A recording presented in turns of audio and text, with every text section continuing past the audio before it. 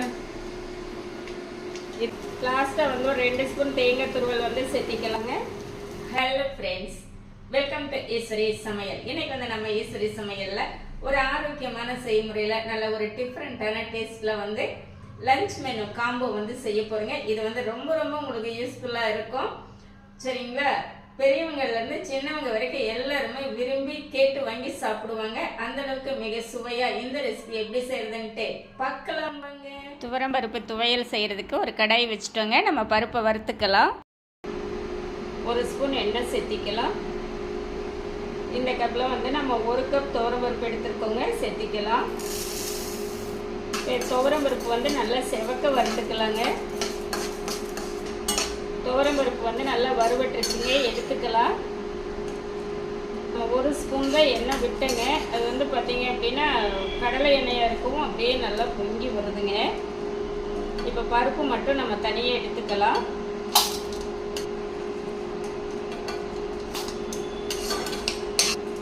இந்த அளவுக்கு நல்லா சவந்துடணும்.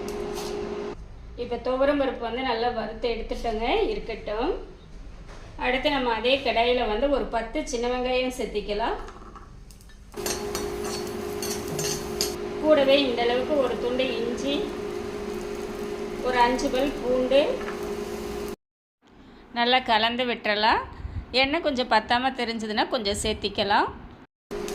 வெங்காயம் பூண்டு வந்து ஓரளவுக்கு நல்லா வதங்கிடுச்சுங்க. இப்போ வந்து நம்ம 1/2 ஸ்பூன் மிளகு, அப்புறம் 3/4 ஸ்பூன் ஜீரகம்.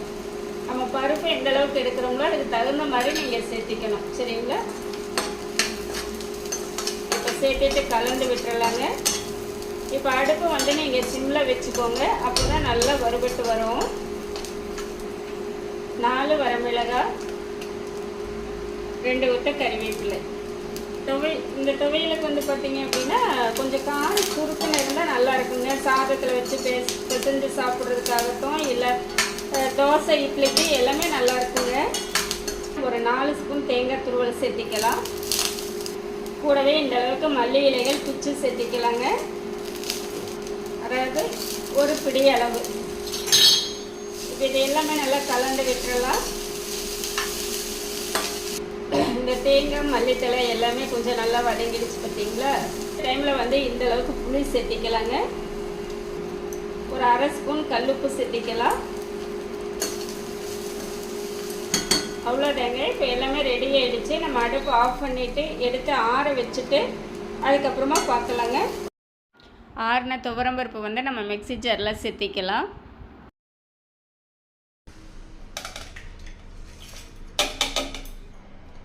ஒரு 1/4 டம்ளர் தண்ணி சேர்த்திக்கலாங்க. அரைச்சி எடுத்துகிட்டு வந்துடலாம். நம்ம ஃபஸ்ட்டு 1/4 டம்ளர் தண்ணி சேர்த்துனோங்க. இது இந்த அளவுக்கு நல்லா அரைச்சிட்டோம். இப்போ திருப்பி ஒரு 1/4 டம்ளர் தண்ணி சேர்த்திக்கலாங்க. இந்த சட்னி வந்து கொஞ்சம் கெட்டியாக இருந்தால் நல்லாயிருக்கும். சரிங்களா? இந்த அளவுக்கு நல்லா கெட்டியாக இருக்கணுங்க. பார்த்தீங்களா? கொஞ்சம் நல்லா கரகரப்பாகவும் இருக்கணும், ரொம்ப நைஸாக இருக்கக்கூடாது. இந்த துவையல் வந்து அவ்வளோ டேஸ்ட்டாக இருக்குதுங்க. இது வந்து சுடு சாதத்துக்கு வச்சு பிசைஞ்சு சாப்பிட்லாம். இட்லி, தோசை எல்லாத்துக்குமே ரொம்ப பர்ஃபெக்டாக இருக்குங்க. ஒரு டைம் நீங்கள் செஞ்சீங்க அப்படின்னா அடிக்கடி செய்வீங்க. அம்புட்டு ருசியாக இருக்குதுங்க. அடுத்து வந்து நம்ம பாவக்காய் பொரியல் செய்ய போகிறோங்க. அதுக்கு நான் வந்து ஒரு பாவக்காய் எடுத்திருக்கேன். இந்த 2 ஓரங்கள் கட் பண்ணிக்கலாம்.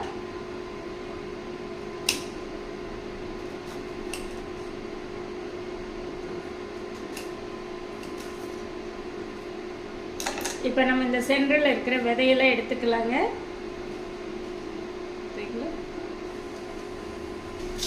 நம்ம பாவக்காய் வந்து இந்த பீட்ரூட் எல்லாம் துருவோம் இல்லைங்களா, அதில் வச்சு நல்லா துருவி எடுத்துக்கலாம்.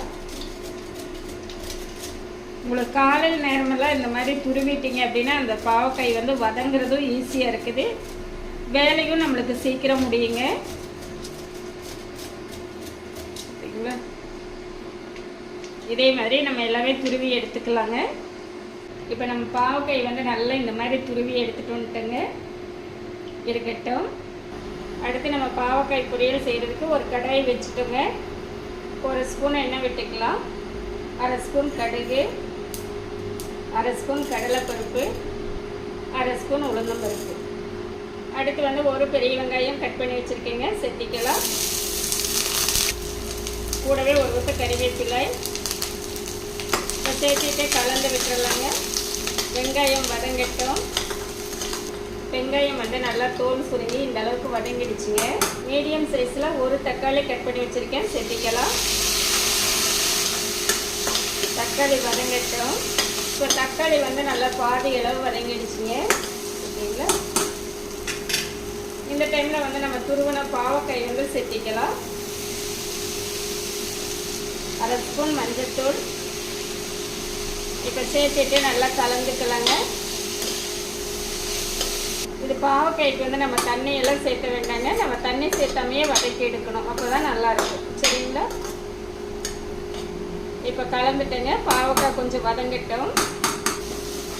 பாவக்காய் வந்து நல்லா பாதி அளவு நல்லா வதங்கிடுச்சுங்க. 1 ஸ்பூன் சாம்பார் தூள், ஒரு 1/4 ஸ்பூன் மிளகாய் தூள்,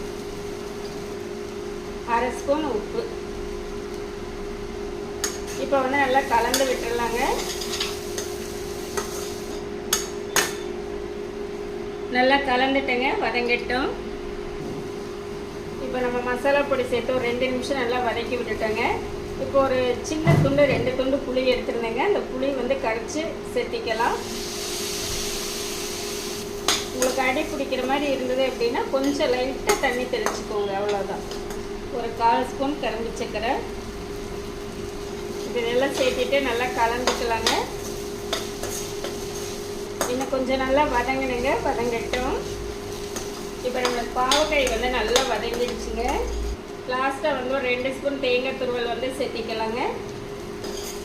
இந்த மாதிரி இந்த மெத்தடில் நீங்கள் வந்து பாவக்காய் பொரியல் செஞ்சீங்க அப்படின்னா குழந்தைகளும் கூட விரும்பி சாப்பிடுவாங்க. பெரியவங்களுக்கும் ரொம்ப பிடிக்குங்க. சாதத்தில் போட்டு பிசைஞ்சு சாப்பிட்றதுக்கு ரொம்ப நல்லாயிருக்கும். ரச சாதத்துக்கெல்லாம் தொட்டு சாப்பிட்றதுக்கு ரொம்ப நல்லா இருக்குங்க. சரிங்களா? அருமையான ஒரு சைட் டிஷ்ங்க. நான் செஞ்ச இந்த மெத்தடில் இதே மாதிரி நீங்களும் செஞ்சு பாருங்கள். டேஸ்ட் வைஸ் ரொம்ப சூப்பராக இருக்குங்க. ஓகேங்களா? இப்போ நம்ம எடுத்துக்கலாங்க. அடுத்து வந்து நம்ம ஒரு நெல்லிக்காய் ரசம் வைக்க போகிறோங்க. இந்த நெல்லிக்காய் ரசம் பார்த்திங்கன்னா நம்ம எப்பவும் செய்கிற மாதிரி இல்லாமல் நல்ல ஒரு டிஃப்ரெண்ட்டான டேஸ்ட்டில் தாளிப்பெல்லாம் இல்லாமல் நம்ம செய்ய போகிறோங்க. இதுக்கு ஃபஸ்ட்டு வந்து நம்ம 1/2 ஸ்பூன் ஜீரகம் சேர்த்திக்கலாம். 1/2 ஸ்பூன் மிளகு. இந்த மிளகு ஜீரகத்தை நல்லா தட்டி எடுத்துக்கலாங்க. கூடவே 3 பல் பூண்டு சேர்த்திக்கலாம். இப்போ நம்ம தட்டி வச்ச ஜீரக பூண்டு வந்து சேர்த்திக்கலாங்க. ஒரு கொத்த கறிவேப்பிலை பிச்சு சேர்த்திக்கலாங்க. இந்த அளவுக்கு மல்லித்தலை வந்து நல்லா கட் பண்ணி சேர்த்திக்கலாம். ஒரு மிளகாய் கிள்ளி சேர்த்திக்கலாங்க. இப்போ வந்து நம்ம பாசி பயிறு வேக வச்சு அந்த தண்ணி வந்து வடித்து வச்சுருக்கோங்க, அதை சேர்த்திக்கலாம். அடுத்து வந்து பார்த்திங்கன்னா 2 நெல்லிக்காய் வந்து அடித்து நல்லா வடிகட்டி எடுத்து வச்சுருக்கேங்க. இந்த தண்ணியும் சேர்த்திக்கலாம். 1/4 ஸ்பூன் பெருங்காயத்தூள், 1/2 ஸ்பூன் உப்பு, ஒரு 1/4 ஸ்பூன் மஞ்சள் தூளுங்க. இப்போ வந்து நல்லா கலந்து விட்டுறலாங்க. அதாவது நம்மளுக்கு வந்து பார்த்திங்க அப்படின்னா நம்மளுக்கு தாளிப்பு கிடையாது, ஆயில் கிடையாதுங்க. ரொம்பவே நல்ல ஆரோக்கியமான ரசம். இப்போ வந்து நம்ம டேஸ்ட் பார்க்கலாங்க.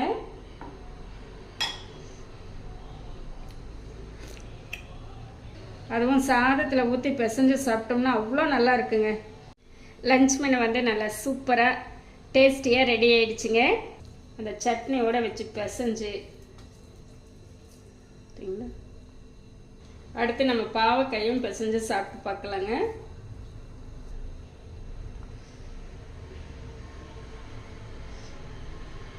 ரொம்ப ரொம்ப அற்புதமான அருமையான ஹெல்த்தியான நம்மளுடைய மதிய லஞ்சு வந்து ரெடிங்க.